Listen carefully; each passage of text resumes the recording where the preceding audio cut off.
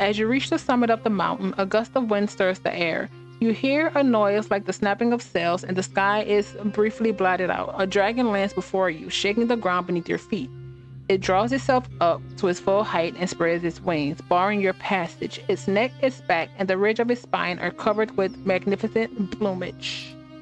It hisses at you, and while the sound is unlike any language you've ever heard, the beast's meaning is utterly clear. Vermin invading my nest, threatening my hatchling.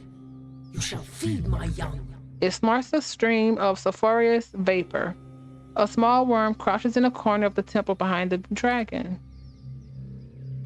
Be careful, Watcher. Her mind is on edge, not with hunger, but with fear. There is little more dangerous than a mother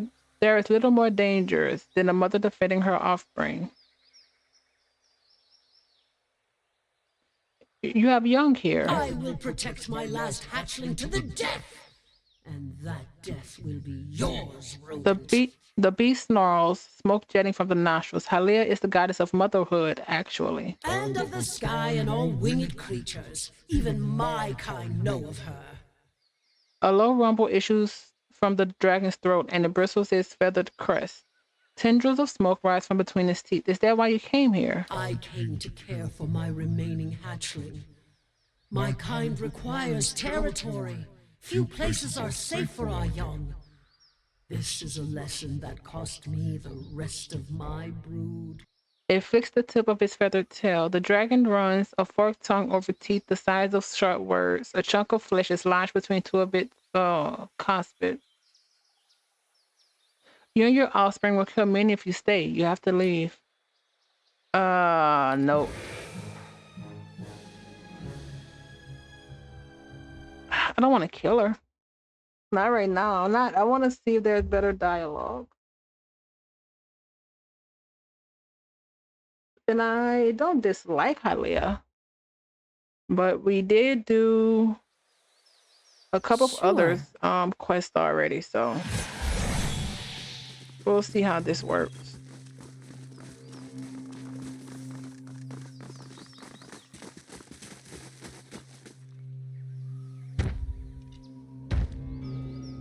Right. All right. Vermin.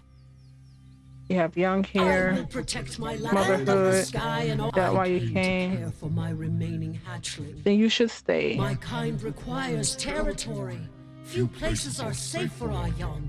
Then you should stay raising your off. This is a Oh, lesson come that on. cost me the rest of my brood. Then you should stay raising your offspring here with honor, So Halia. be it. Go then, and with my I don't think I thanks. needed to. Oh, the dragon slowly lowers its wing, watching you carefully. The grieving mother's eyes are warm, approving. Truly, you're full of surprises and rare insight. So be it. It grunts and lowers itself on all fours. Petition Halia. She is not gonna like this.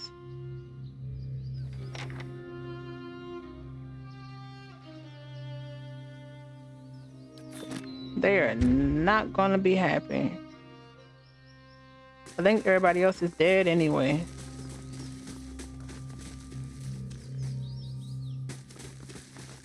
Can we ask her about the rest of the people?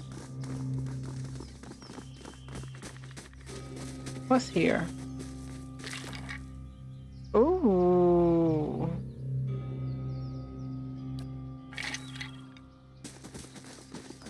We need to rest.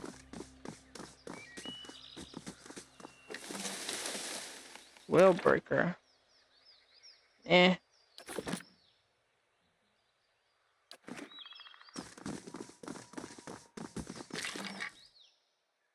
That's cool. Light, flame, and sound. We'll keep to ourselves. Alright, let's rest. Because I need to rest in the lair of a sky dragon. Come on, my God. Your eyes open in a familiar sense. Duran sits with his staff laid across his lap. A malignant flame sprouting from one end. He is difficult to make out, his features soft, bleeding together. But the staff you can see clearly is etching a glow in molten orange. Though Durant's face is difficult to distinguish, there is no mistaking the hardened expression, the furrowed brow. His voice hisses and sputters, low and unintelligible. and unintelligible. Oh, unintelligible. Oh my God. And so having a private argument with the staff, traces of spittle catch the firelight as they fly from his lips like sparks. And to your surprise, there's a female figure behind him. You're about to call out a warning when you realize it is the migrant statue where you first met the rants at the fork. Yet she seems almost alive for a moment. Her cast shadow seems as if it was moving, cloaked, then it is still, frozen with the night at its back. Examine the staff. There is something odd about one of the symbols. A circle of 12 smaller symbols. One of the small circles glows brightly, but the other 11 give off little light. They flicker and fade like dying embers. Between his hissing curses, Durance lowers his face from close to the staffs and blows on the fading circle with panic rapidly coasting light from with rapidly coasting light from them, but they do not ignite. One by one, the light of the circle dies and smoke rises from their ashes. Only one still burns. Durance hurls his staff at his feet and it clatters to the ground. Its edges have become soft, difficult to find. Like its owner, the staff has become a blur. You close your eyes and reopen them, and Durance is there, picking up his staff from the ground, but the blur is gone, and you are awake. Oh my God. Ooh, crackling bolts. 2.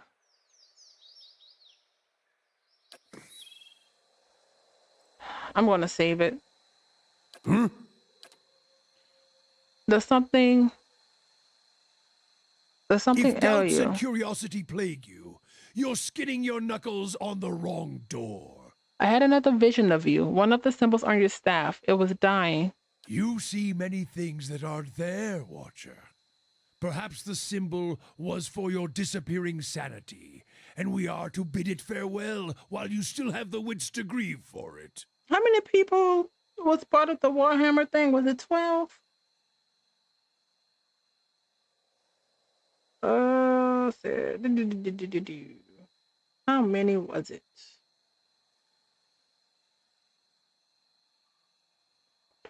I saw a symbol with 12 circles. What does it That represent? symbol? The Godhammer. Durance frowns, and the words come slowly. Then it was the Godhammer symbol I saw extinguished on your staff. No riddle there, Watcher. It took It 12 was of us 12. to build the Godhammer. Afterward, I took my leave of all of them to see what Margaret had in store for me. I've seen none of them since. Are you sure there isn't more to that story? Your kind has a way of interpreting its visions to fit the version of the truth you like best. But Margren's flame leaves no room for interpretation. Waste the time of others with your distortions and your fever dreams. His eyes lock up with you. I know what I saw. Flames to start all that lies with around it. And you never seem to be far from a flame. Flames may leave no doubt as to what or where they are, but why they are is anyone's guess. No shame in that, but my truth is more interesting.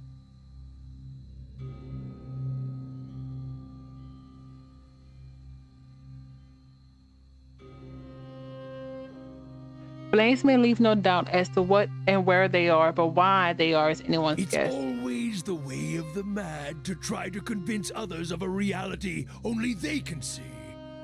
But when your doctrine's the truth, it requires no convincing, only an opening of the eyes. I would purify you, Watcher, if I thought it would help. He's lying his butt off. The cost of troubling me, see. She's a god. Huh. I suspect gods have taken. Alright. He is. Oh my God, alright. Do I still have something with the grieving, the mother, the grieving widow, or mother, Galloway,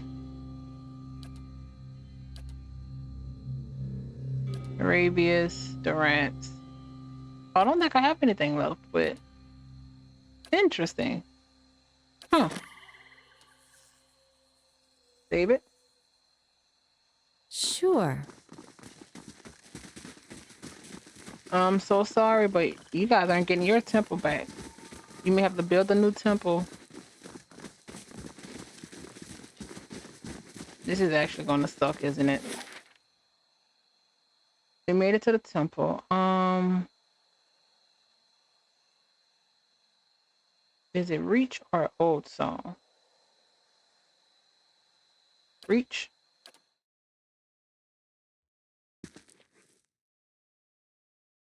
Oh, I actually need to go back to Old Song. Son of a gun. I need to talk to the two people. The elves. I'm ready.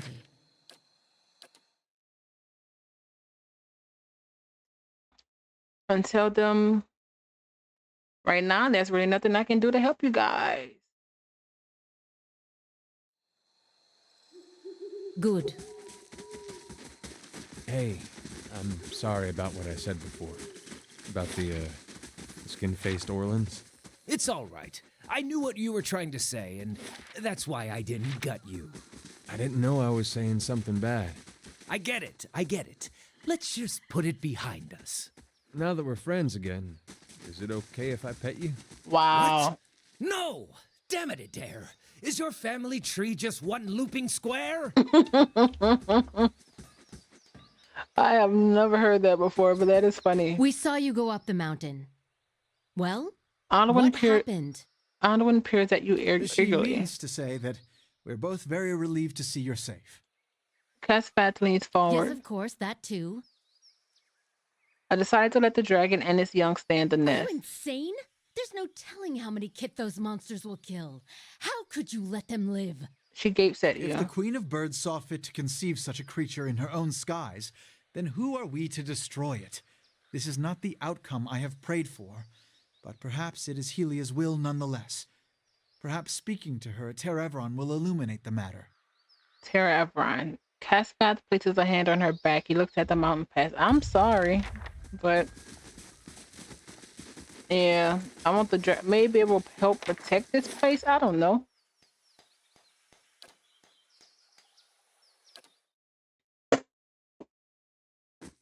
I have no clue.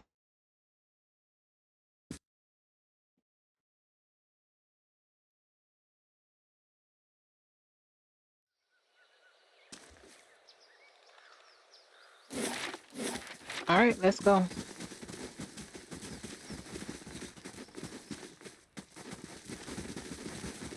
Oh wait, there is a merchant. I need another supply. Not you. Builder's wisdom to you. Never mind. It is you.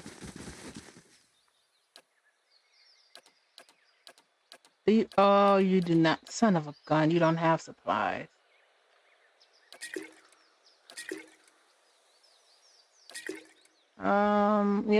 Yeah, we have more than enough right now. All right.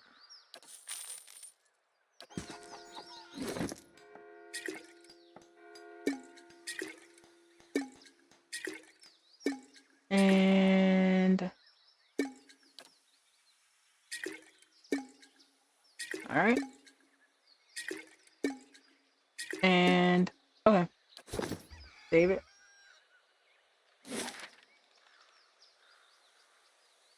Let's see.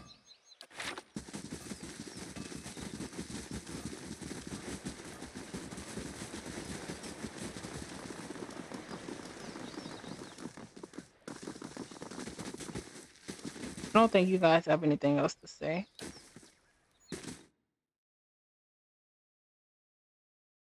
So we go back to the market before we go to the burials, whatever. Save it. All right, let's do a hard save before returning to God's temple. Before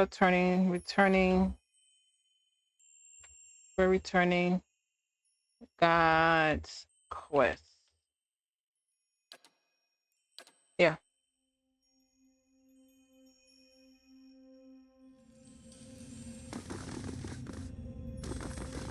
Alright. Barath.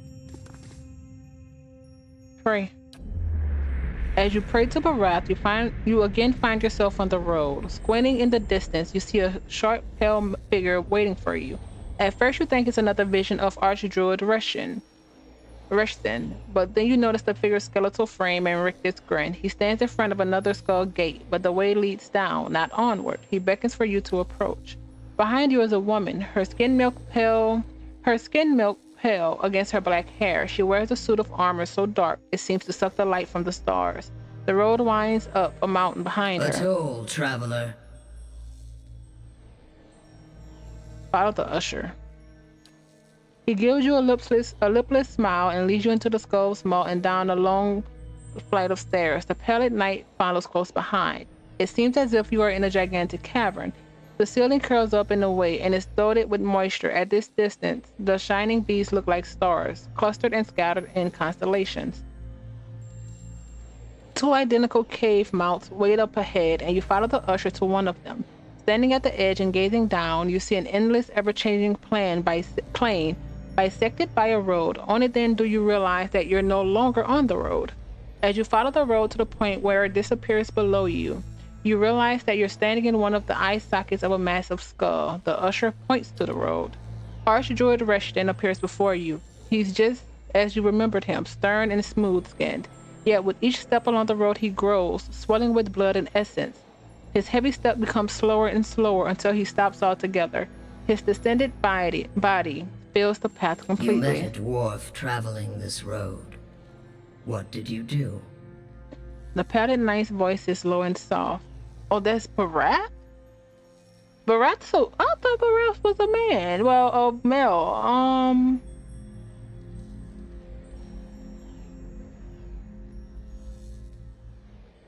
A new life lived many centuries at bottom death. He stood in place for too long. I merely set him moving again. The pallid knight's flesh is torn against her skull. She nods once, barely dipping her chin. Life is kinetic. Forward motion. 100 beginnings and endings nested within 1,000,000 more.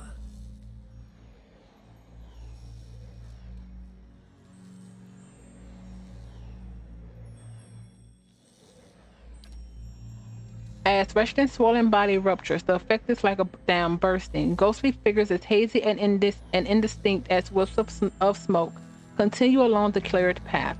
Some tumble and rush along while the others amble and drift, but all continue forward. The usher directs your attention to another figure moving down the path. This time, you see high ovate Arona. As she follows the road, her movements become slow and erratic. Her legs creak with each step, and her feet grow long. Thick roots that burrow into the ground, she finally stops, rooted in place. You found a tree that had lived for centuries. Its roots were deep, and its boughs sheltered many. Why did you cut it down? The pallid knight turns to you again. Oh.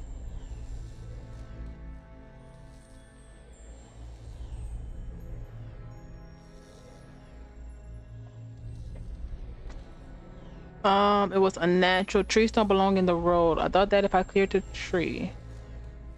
It was a parasite.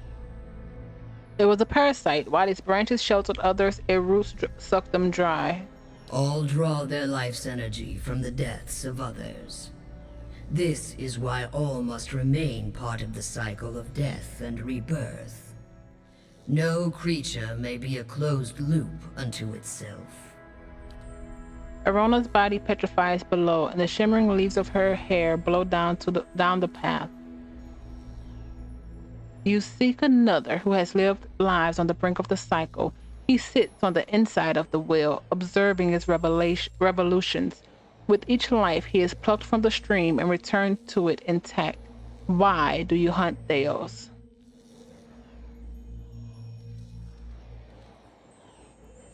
I seek a resolution, and in confronting him, I'll put an end to the pain he's caused me. The only resolution is a clean slate.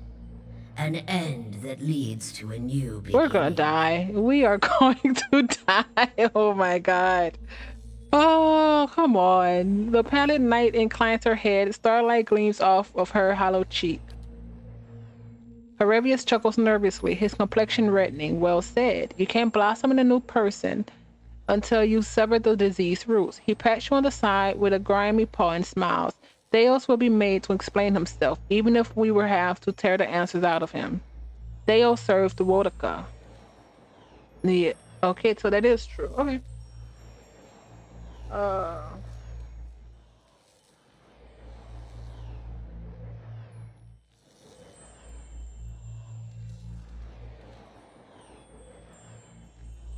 She desires an escape from her own cycle.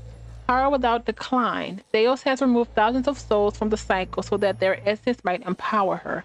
The black depths of her eyes threaten to swallow you. You must stop him, and you must return them to the cycle.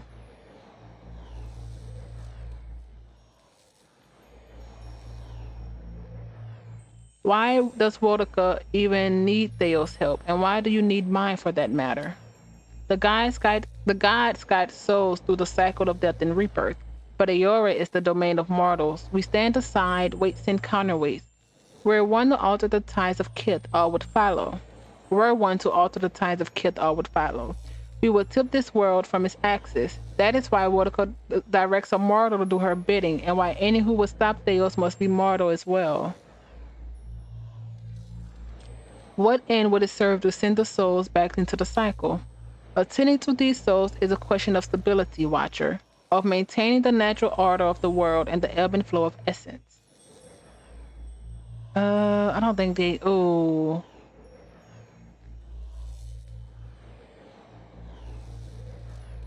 Wouldn't they be returned to the couldn't they be returned to the hollow barn as battered burden things? Do you mix sour wine with fresh? The kindness you seek lies in giving them a new beginning, not in shackling them to this life. I think I understand what you're telling me. The usher gestures to the rose, and the starry expands beyond while the pallid night speaks. I only show you the motion of the universe, Watcher. I must go to the sun and shadow now. No mortal can survive the descent into the pit. But there are souls on the burial isle that are pledged to me. I will grant them to you, and they shall bear you down safely, as well as light the way beyond. A multitude appears on the other end of the road, raising their voices and kicking up dust as they make their way towards you. Return them to the cycle, Watcher. Promise that you will, and I'll give you the power befitting a champion of death. The pallid knight raises his finger. Accept my favor, however, and I will demand a decision as your due. I collect them. Wait, what? Accept my favor, and I will demand this decision as your due. I'll collect them from my mortals in time. Also, I have to pick one. I would hear what the other gods have to say first. Do not delay long, Watcher. What Theos seeks to cannot be done, even by the turning of the wheel. The usher points behind you. When you turn, you find yourself again standing in Tir Everin. Talk to Durant. Learning that Wodaka is responsible for Waylwin's legacy leads many questions. Council of Stars. Alright. Servant of Death. Alright, that's Barat. Liminal space is completed. Kana returns to the stronghold. Okay. Oh, I want to see what happened with this quest. Pursuing an animaster through the solid rock of Aora proved to be a difficult task for Kana. After inquiring with various Velian cartographers and explorers, Kana was able to traverse a huge cave network and the mountain roads of Gulafi that traveled along several long veins of Adra. It took the help of 5 accomplished animasters to contact Aseta, who communicated back to them through flashes of images of traveling along the Andra. Unfortunately, the pulsing in the Adra alerted a particular hostile community of Vithrak, who temporarily forced Kana and the animasters to retreat to another part of the cavern network. Though Aseta communicated that she could not return, she suggested she was somewhere new and wonderful. Images of vast The fantastic spaces filled the heads of the animancers and Kana, and the communication stopped. The animancers attempted to resume contact, but after days of trying, decided it was futile. The Songrada de Kala, Big Gepi, decided that a settled estate should be divided up among the animancers of the city to assist them in their research. To Kana, they gave a strange device and elaborate brass of Adra helm. A number of animancers were infuriated by the Songrada de Kala's decision, but the Duke could not be persuaded to overrule them. Is this the grand item? Ethereal cloak. Ooh. Ooh. I'm going back to Kainua for this. Save it. Next is we're doing Halea. I'm tempted to do so wait, Barath wants us to Barath wants us to return the souls.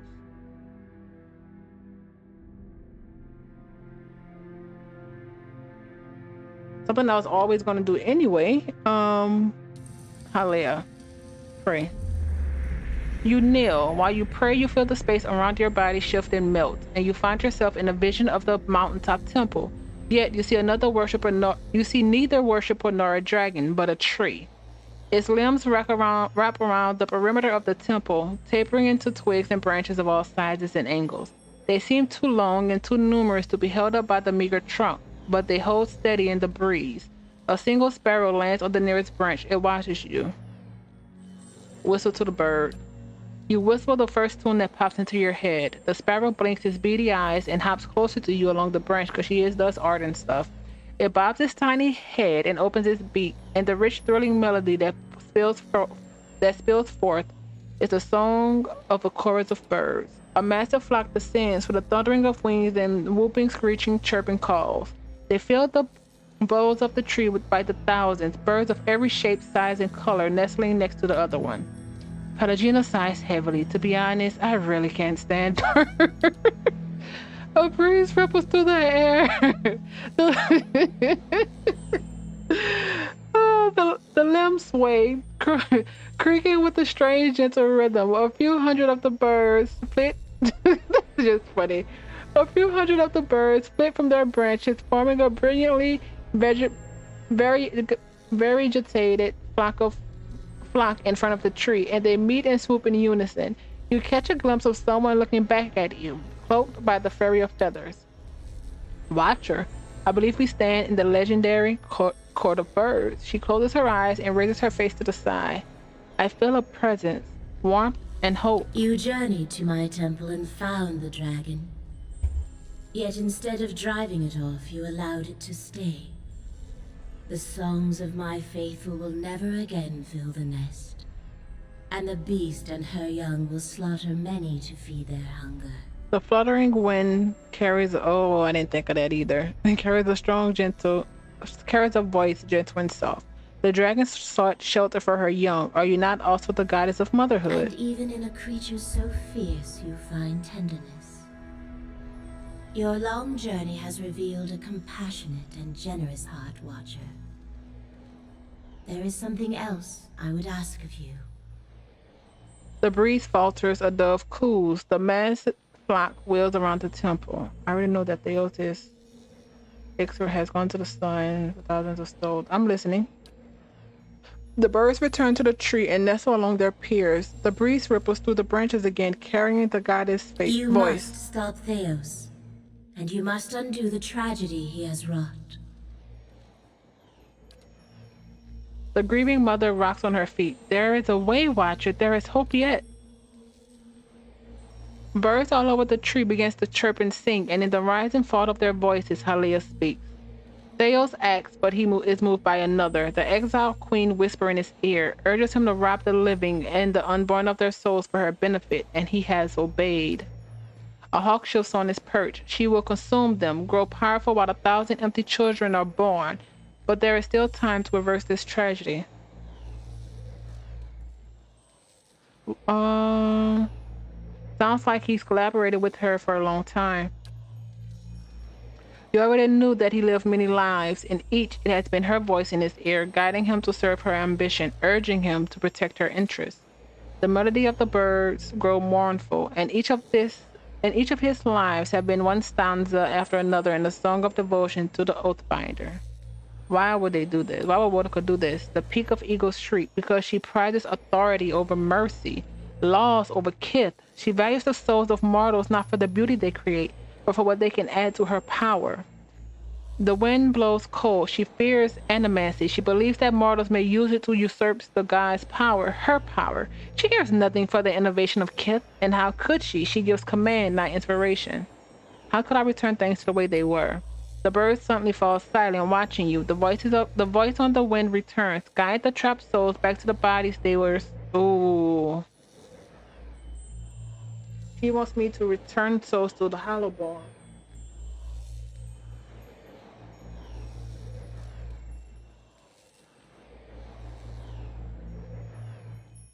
Guide those dropped souls back to the bodies they were stolen from. Hollowborn children whose eyes have never seen the sun. The grieving mother claps her hands once, setting off the music of chimes. After long years, let their wounds be healed, their tears dried. You could restore them, give their families hymns of joy after years of lament. After years of lament. Oh man, Barath had a better. See, this is the thing. Barath was technically true. We don't know what will happen to them going back into those bodies, especially the ones that are still alive.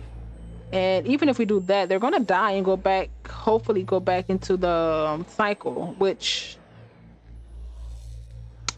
Barath wants us to do. Let's see. Peace and restoration give purpose to suffering. There is no meaning, no redemption in pain that does not lead to fulfillment. Symmetry demands that joy, that great rejoicing follows suffering such as this.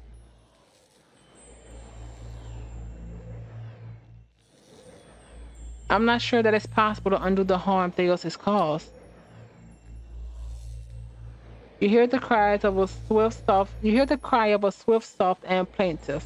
Perhaps the years cannot be forgotten, and for some, perhaps it's already too late. But if you could restore even one soul, kindle one spark of life, raise one voice in joy, it would be worth it. Perhaps it would be better to allow these souls to find new lives. The grieving mother gapes at you in horror. Give them first these lives, Watcher. Let them know the love of parents who waited for them, tended them, and let their return bring healing to the dear wood. How could they continue to another when they have not fully lived this life? To pass them along to another now is cutting a stanza from a poem, a verse from a song. Or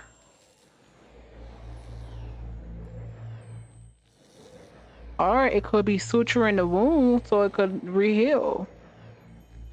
Thank you, I'll continue. When you reach the burial isle, you will find souls there that I have granted reprieve for their sins. I give these to you, for only they can bear you to safety on your journey down. And when you face Theos and the rotting fruits of his endeavors, remember the conversation we have had.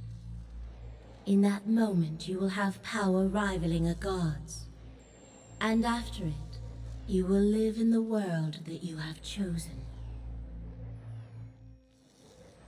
Choose Restoration, Watcher. Return the souls to the bodies they were stolen from. Swear to me that you will do this, and I shall give you power to make even Woodaka quake. I can be merciful and terrible, Watcher.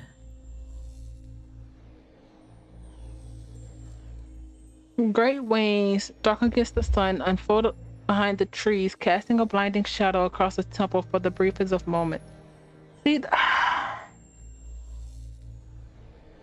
for example, okay. If I do that, I'm going to immediately go to Defiance Bay and see if the woman who lost her son, who had the Hollowborn baby, has a baby that actually is breathing. Well, we're gonna die though. Obviously. Oh man. The grieving mother eyes are fever bright. Watcher, this is the hope I had held to. That the son of a gun. That the children of the Deerwood may be restored, their families healed. Let us bring Halil's restoration to the country. Let me see what the other guys have to say. I'm not done with you. Pelagina steps forward inside the flock of birds. Birds wheel and pivot, showing a flash of pale feathers. Who is that speaks in anger? Please forgive Pelagina's boat. This isn't for me. Say nothing. It's not often that any of our kind get the chance to speak to their... What should I call you? My mother? Father? Those words seem to fall short and yet be too generous, given our history. The birds cock their head, craning and twisting their necks to look at one another. You are angry with me. What did you expect? Should I be happy? To be like this? To live like this? What kind of creator does this to her creation and abandons it in a world this cruel? First off, you, my dear, are beautiful. We don't even really have a full face. And should I have plucked you from your homes, wrapped you in my wings, and brought you to a nest like this one? Some tranquil and harmonious place, far from the war chants and battle dances you love so much. A hawk shivers, ruffling its feathers. Tell me what you want.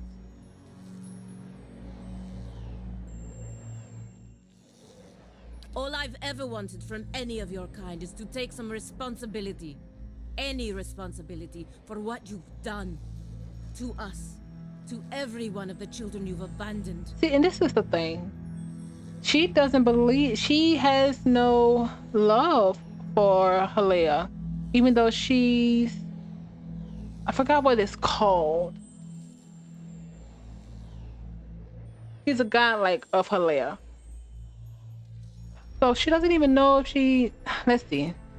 The birds flap their wings, rising from the branches. You are a song of furiosity, and one I love well. I hear your fear and rage, and it is music. Your prowess and valor leaves a trail like a tapestry upon the world. I will not dampen your song, even with the comfort of my wings. What does that mean? Come back here!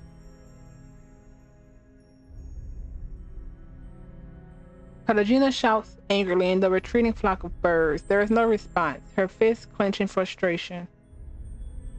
I'm sorry you didn't get the answers you were looking. I'm not saying anything because I don't agree with her either. I should have known I'd never get any answers out of her. Exasperated, she throws up her hands. I'm fine with that, but I'm stuck between her and Barath. Please don't. Please let the other ones do stuff that has me a little better. Abaddon.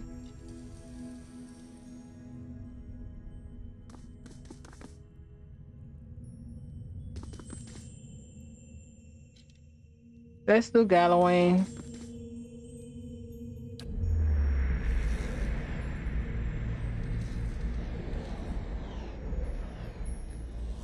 I don't think I saved it. Turn back. Save it. Now let's do it. Pray. How back. Something leaps from the bushes nearby. You find yourself pinned on your back and staring into the amber eyes of a massive hound. The beast looks at you. Gleaming fangs protrude from the sides of its mouth. Its nose twitches as it inhales your scent. Staring at your shoulder and proceeding down the length of your arm, you follow its nose to your hand, which is covered in blood. A tongue as red and meaty as a steak lolls out from its mouth and swipes your bloody hand, its lips curl into what looks like a smile. The beast looks back at you, and as it fixes you with glowing eyes, its muzzle retreats into a long, bearded face, and its pointed ears lengthen, dropping to the side of its head. What was a massive hound becomes a giant of a man. His broad-muscled shoulders draped with furs. He holds the flint knife to your neck and grins, revealing a row of long, pointed teeth. Tread carefully. Let my face be a warning sign to always treat Galloway and his messengers with caution and reverence. You feel Harabia's tiny but tenacious grip seize your side. The lioness reigns still, and soon her cubs will rise. Why did you strike the bear down? His voice is a growling whisper.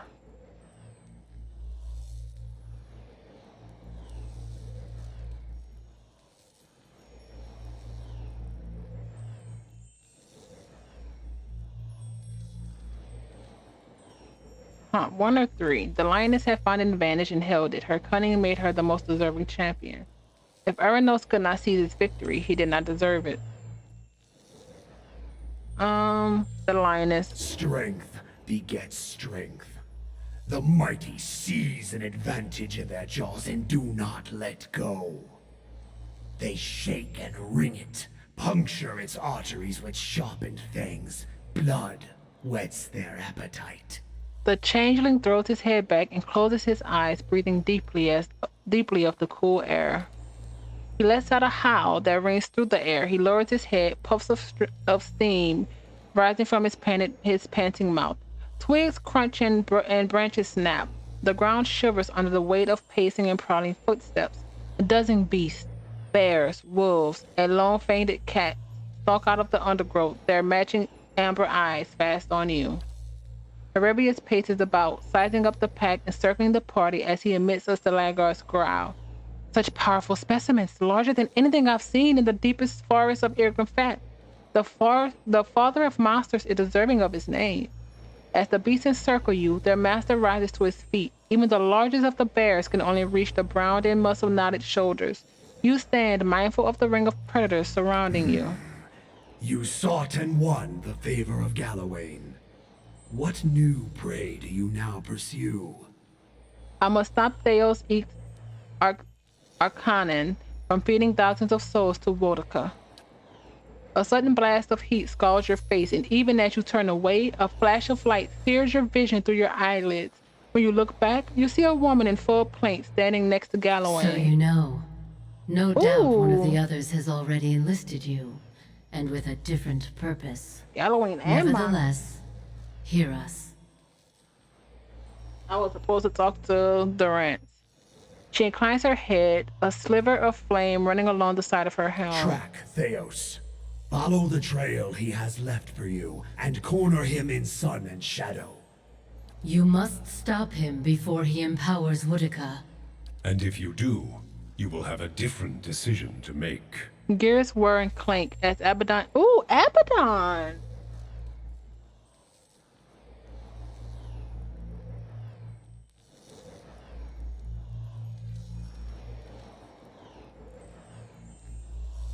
Gears whirl and clink as Abaddon gives you a slow nod.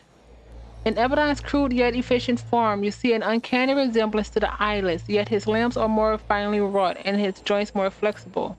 You also feel the essence of the eyeless teeming within him. Palagino narrows her eyes. Experience with superior officers tell me this decision has a right and a wrong answer, as far as a lot of you are concerned. Souls were ripped from the world, ripe and full and pulsing with essence. Scatter them like bones to a pack of dogs. Their essence will strengthen the souls of the Deerwood. Let the remains of the dead feed the survivors. And why would I feed the lost soul's essence to the rest of the Deerwood? One of the wolf's slavers varnished his teeth in a wide grin.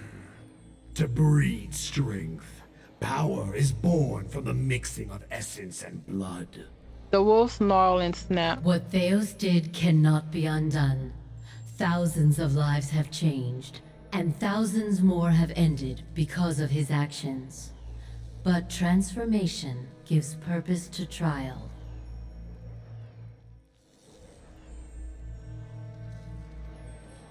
A plume of flame ripples from her breastplate. And improvement is the goal of all Kith. Long lives, prosperous futures, stronger minds and bodies. Strengthening those who remain will help repair the damage that Theos has done to the Deerwood. I thought you served the cause of preservation, Abaddon. Essence cannot remain in a dead body, any more than oil in a broken jar. Even though the stolen lives cannot be preserved, their essence can be used to ensure the survival of the Deerwooden remnant. Thus, the memory and vision of the lost may live beyond them. This is the nature of preservation.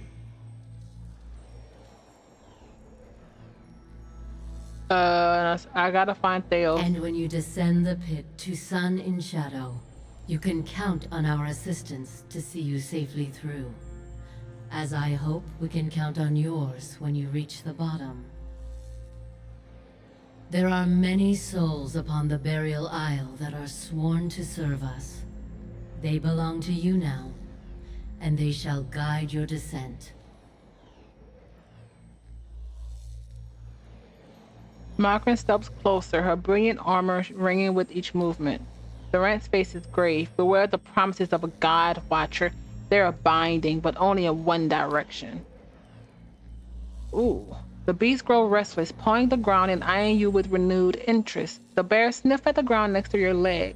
Once the lagar skulks in a circle, its amber eyes glowing. Gallowayne hurls the knife between your feet, seeking it to the handle. He raises his empty hand. Hunt him, mortal. And when you stop him, let the souls he has captured feed the deer wood. Strengthen the souls of those who remain. Prepare them to face the challenges that will follow. Pledge that you will do this, and we will grant you a power fit for the finest warrior who ever lived. Betray us, and my beasts shall track you down. Our allegiance is not to be accepted and cast aside. That's fair. My friend, this is a most auspicious moment. The Lord of the Hunt has spoken to you without omission or riddles. Heed what he said about his beast seeking you out should you stray from the task, for it is not an empty promise. Haravius nods up and down, following Gallowayne's every word. As the secret guide finishes his command, Haravius turns pale. I want to hear what the other guys have to say. Consider and calculate, but decide. All right. Gallowayne's hand falls, and the growling pack lunges into the circle. The vision vanishes in an instant, returning you to Tyr of Rhine, where burning candles replace the glowing eyes of Gallowayne's beast. Let's talk. I need to talk to you.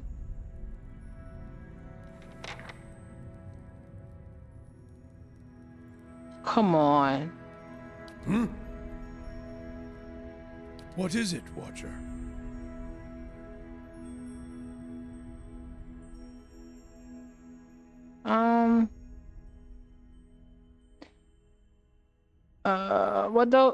What does what we learned about Wodika trouble you? It stinks of her.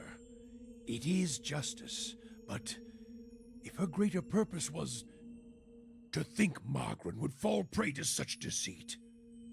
And Aethys, Widewind had always claimed to be invading Deerwood to free it. What if it were true? What if he had come to stop Wodika's plot before it began?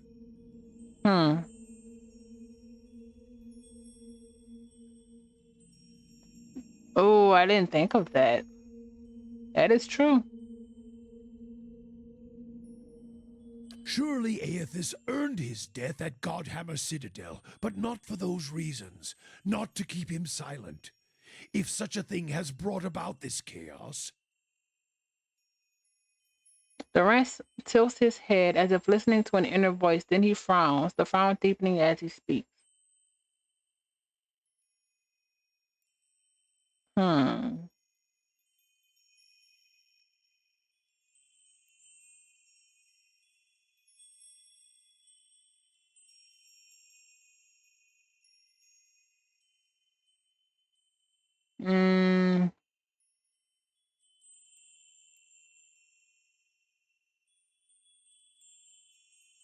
Must we always be tools of gods? If Wodika and Margrin, if they are the cause of this, the Hollowborn, if the purges were never necessary, if Aethys was fighting back.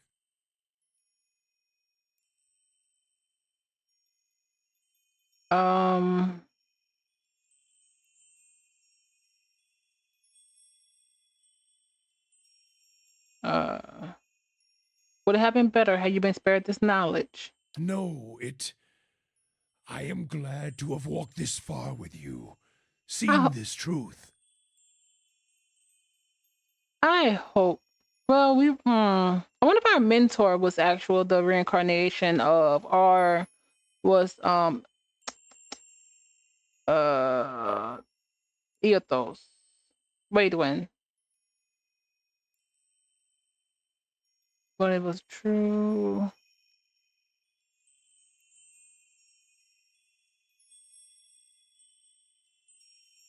Perhaps it was what I was meant to see, with a watcher's eyes. He glances at you beneath his brows warily. Oh man.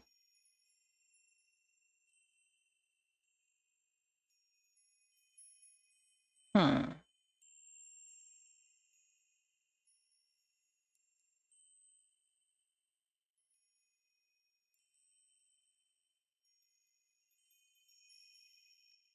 All these dances of words and intrigues, machines of men, twisted, ripping the souls of children, and by the gods, the goddess of justice. If I could end her like Aethys, Margren burned her once. One can do so again. Huh. He takes a breath, his eyes narrowing.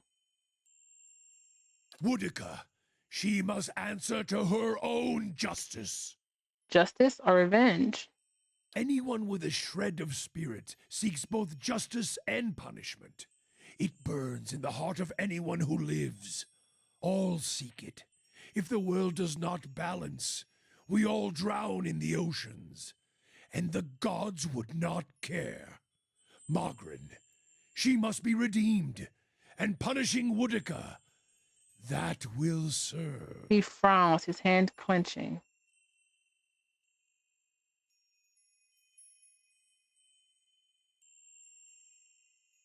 Do we know that Margaret was not a willing accomplice? Is this some final joke at my expense? To test my faith further? And why would you think that, Watcher? Durance looks at you for a moment, then his lips peel back, sneering. He laughs loud and short. Huh. When you departed for Hagrid's Citadel to strike at Aethos, you traveled so no one could recognize you, correct? You all left Asheville without telling anyone. The others who made the Godhammer. The others who made the Godhammer, they all died, didn't they? That's why I saw their symbols fade from your staff. If all you have are questions, then I have enough of those. She is a bitch of a goddess, to be sure. But even a whore only goes so far in crossing those she serves.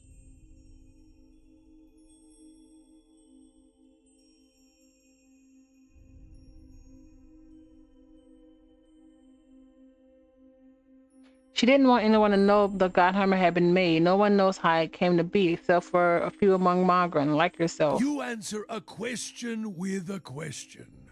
Then why did I feel her disappointment at Halgot? Why were we shamed?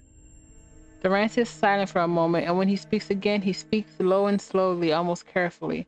Because I think she tried to kill you there. Kill me? She is a goddess. I still drink from her burning breasts, Watcher.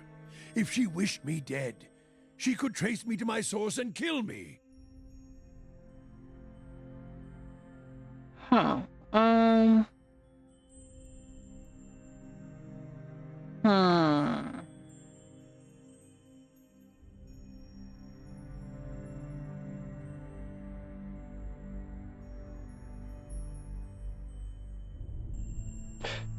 In the dream of the god, wait. Durance looks at you for a moment as if you're mad, then his lips peel back, sneering. He laughs, loud and harsh. His face burns, and his hand clenches tight on the staff. In the dream of the Godhammer, your spirit looked blurred, indistinct in the light, as if it had been sheared from you. He stares at you, his expression frozen, but he is silent, listening. If you had been damaged, as I saw in the Godhammer vision, then she may be unable to see you as you once were. He turns from you for a moment, his face twists in thought, conflicting emotion running across his features. Finally, he turns to you, his face steady. There's no proof, Watcher.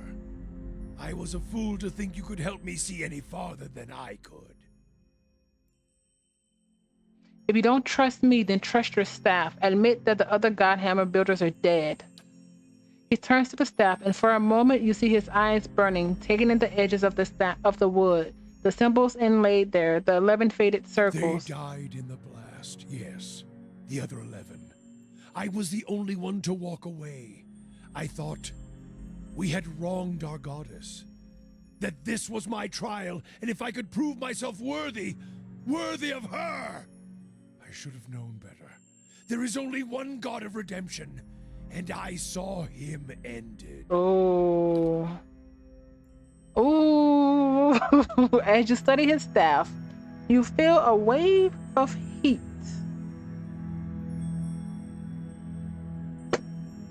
Wait.